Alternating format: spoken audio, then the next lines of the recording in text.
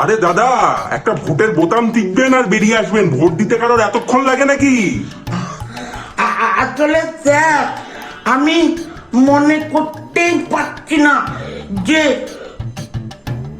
কোন দল 1 সপ্তাহ ধরে আমাকে মাল খাওয়ার টাকা দিয়ে বলেছে ওদেরকেই যেন ভোটটা দিই। ও, তাহলে এই ব্যাপার। এবার বুঝতে পারছি যে কাদের ভোটে এই সরকার এত বছর টিকে। কেন পশ্চিমবঙ্গ এই 15 বছরে মদ বিক্রিতে রেকর্ড করেছে।